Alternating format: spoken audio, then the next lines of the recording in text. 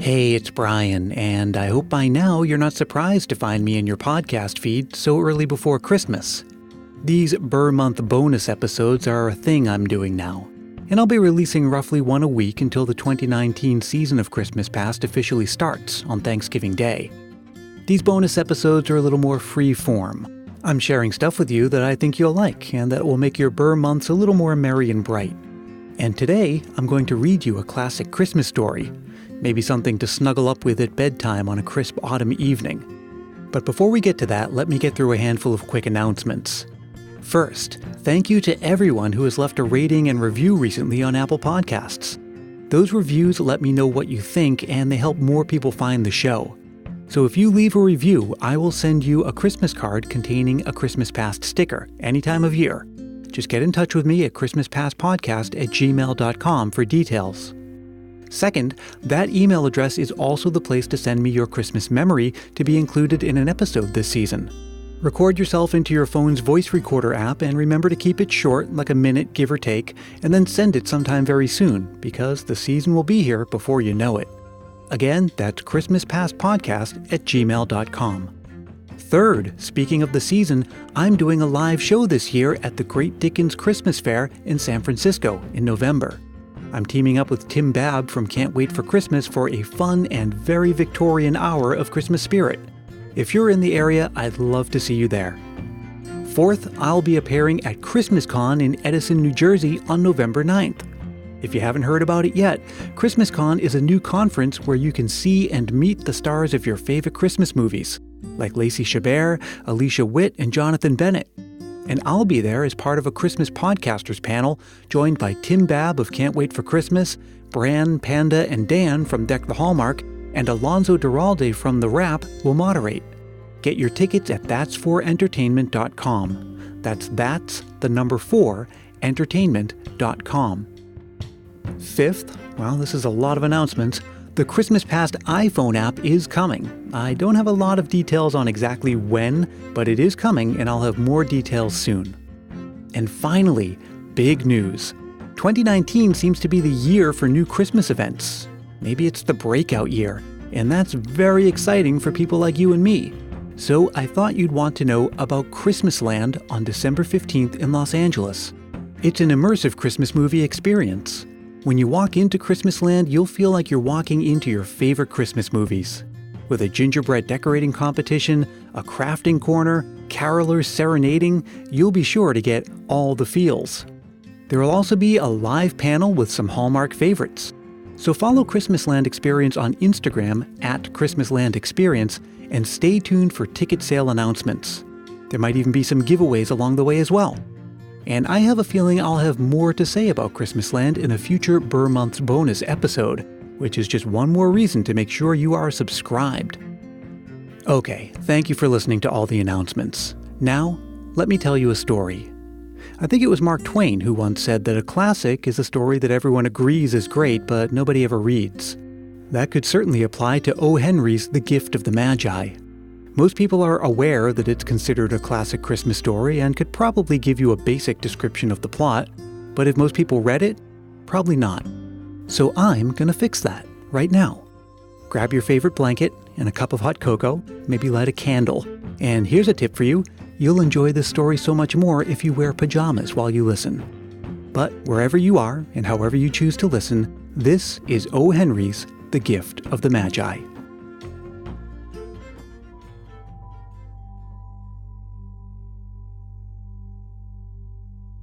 $1.87. That was all. And 60 cents of it was in pennies.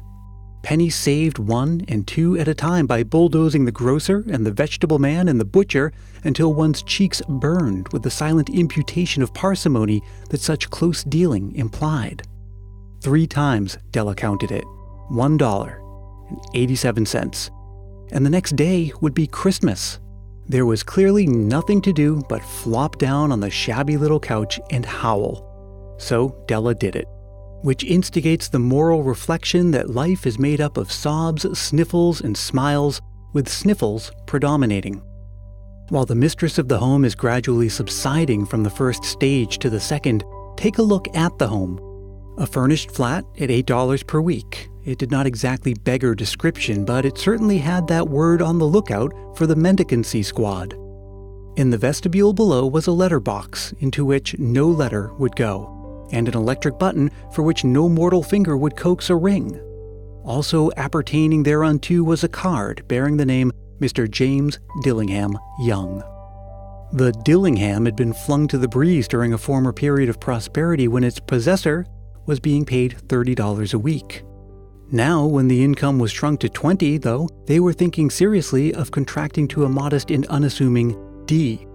But whenever Mr. James Dillingham Young came home and reached his flat above, he was called Jim and greatly hugged by Mrs. James Dillingham Young, already introduced to you as Della, which is all very good. Della finished her cry and attended to her cheeks with the powder rag. She stood by the window and looked out dully at a gray cat walking a gray fence in a gray backyard. Tomorrow would be Christmas Day, and she had only $1.87 with which to buy Jim a present. She had been saving every penny she could for months with this result. $20 a week doesn't go far. Expenses had been greater than she had calculated. They always are. Only $1.87 to buy a present for Jim. Her Jim. Many a happy hour she had spent planning for something nice for him. Something fine and rare and sterling. Something just a little bit near to being worthy of the honor of being owned by Jim. There was a pier glass between the windows of the room. Perhaps you've seen a pier glass in an $8 flat. A very thin and very agile person may, by observing his reflection in a rapid sequence of longitudinal strips, obtain a fairly accurate conception of his looks. Della, being slender, had mastered the art. Suddenly she whirled from the window and stood before the glass. Her eyes were shining brilliantly, but her face had lost its color within 20 seconds. Rapidly she pulled down her hair and let it fall to its full length. Now, there are two possessions of the James Dillingham Youngs in which they both took a mighty pride. One was Jim's gold watch that had been his father's and his grandfather's. The other was Della's hair. Had the Queen of Sheba lived in the flat across the airshaft, Della would have let her hair hang out the window someday to dry just to depreciate Her Majesty's jewels and gifts. Had King Solomon been the janitor, with all his treasures piled up in the basement, Jim would have pulled out his watch every time he passed just to see him pluck at his beard from envy. So now Della's beautiful hair fell about her, rippling and shining like a cascade of brown waters. It reached below her knee and made itself almost a garment for her. And then she did it up again, nervously and quickly. Once she faltered for a minute and stood still while a tear or two splashed onto the worn red carpet. On went her old brown jacket, on went her old brown hat. With a whirl of skirts and with the brilliant sparkle still in her eyes, she fluttered out the door and down the stairs to the street. Where she stopped, the sign read, Madame Sofronie, hair goods, all kinds. One flight up, Della ran and collected herself, panting. Madame, large, too white, chilly, hardly looked the Sofronie. "Will you buy my hair?" asked Della. "I buy hair," said Madame. "Take your hat off and let's have a sight at the looks of it." Down rippled the brown cascade. $20, said Madame, lifting the mass with a practiced hand. "Give it to me quick," said Della. Oh, and the next 2 hours tripped by on rosy wings. Forget the hashed metaphor, she was ransacking the stores for Jim's present. She found it at last. It surely had been made for Jim and no one else. There was no other like it in any of the stores, and she had turned all of them inside out. It was a platinum fob chain, simple and chaste in design, properly proclaiming its value by substance alone and not by meretricious ornamentation, as all good things should do. It was even worthy of the watch. As soon as she saw it, she knew that it must be Jim's. It was like him. Quietness and value. The description applied to them both. $21 they took from her for it, and she hurried home with the 87 cents. With that chain on his watch, Jim might be properly anxious about the time in any company. Grand as the watch was, he sometimes looked at it on the sly on account of the old leather strap that he used in place of a chain. When Della reached home, her intoxication gave a little to prudence and reason. She got out her curling irons and lighted the gas and went to work repairing the ravages made by generosity added to love, which is always a tremendous task, dear friends, a mammoth task.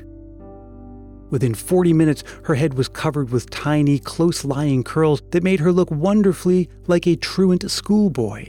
She looked at her reflection in the mirror long, carefully, and critically. "If Jim doesn't kill me," she said to herself, "before he takes a second look at me, he'll say that I look like a Coney Island chorus girl. But what could I do? Oh, what could I do with $1.87? At 7 o'clock, the coffee was made and the frying pan was on the back of the stove, hot and ready to cook the chops. Jim was never late. Della doubled the fob chain in her hand and sat on the corner of the table near the door that he always entered. Then she heard his step on the stair away down on the first flight, and she turned white for just a moment. She had a habit of saying a little silent prayer about the simplest everyday things, and now she whispered, "Please, God, make him think I am still pretty." The door opened and Jim stepped in and closed it. He looked thin and very serious. Poor fellow, he was only 22 and to be burdened with a family. He needed a new overcoat and he was without gloves. Jim stopped inside the door, as unmovable as a setter at the scent of quail. His eyes were fixed upon Della, and there was an expression in them that she could not read, and it terrified her.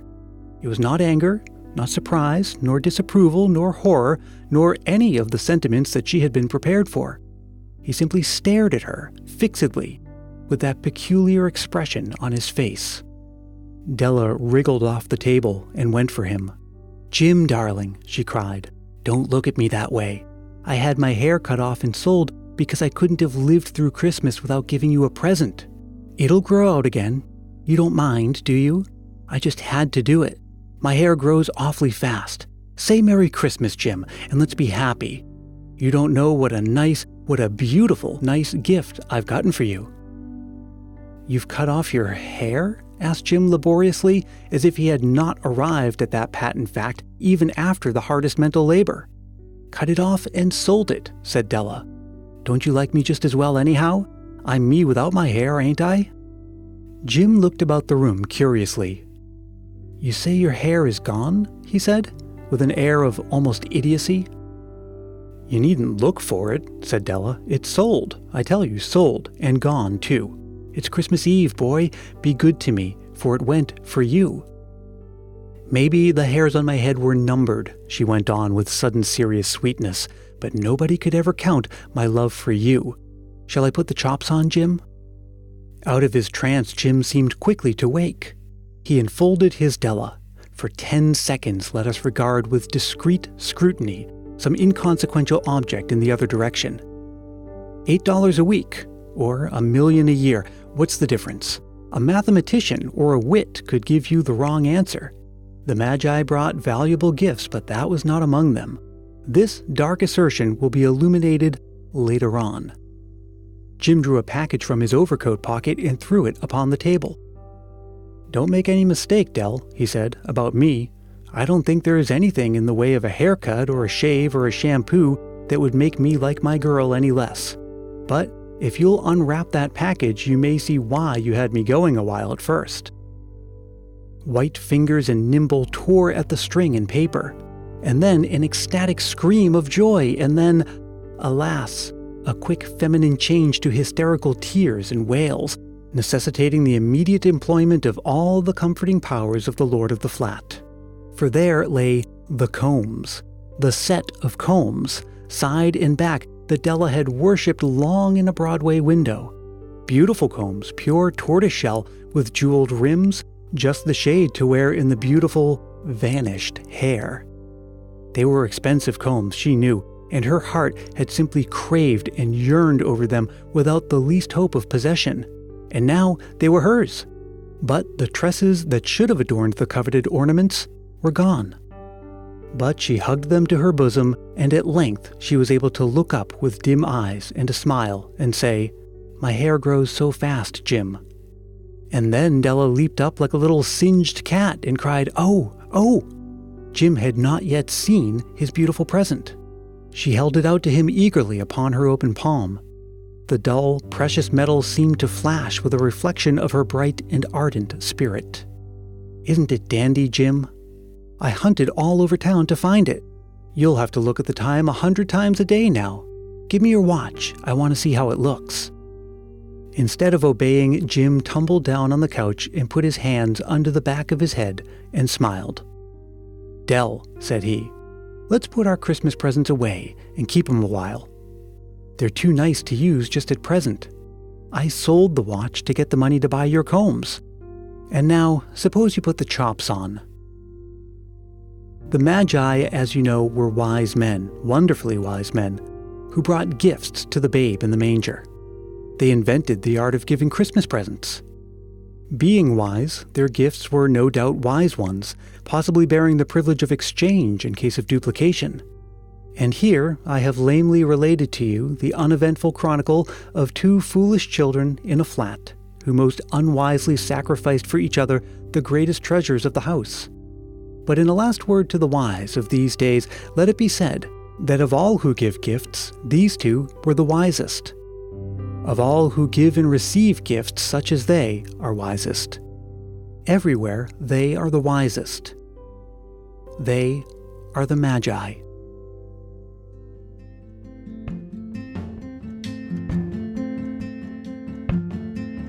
Hey, thanks so much for listening. I hope you enjoyed The Gift of the Magi. Until next time, which will be very soon, let me remind you that Christmas Past is produced in sunny San Mateo, California by yours truly, Brian Earl. We can keep this conversation going on social media. Look for Christmas Past on Twitter and Instagram, and also if you haven't yet joined the Christmas Past Facebook group, you're missing out on a lot of fun and a lot of Christmas spirit. I hope to welcome you there soon. As always, you can reach me at christmaspastpodcast@gmail.com and find more Christmas fun, including articles, quizzes, and much, much more at christmaspast.media.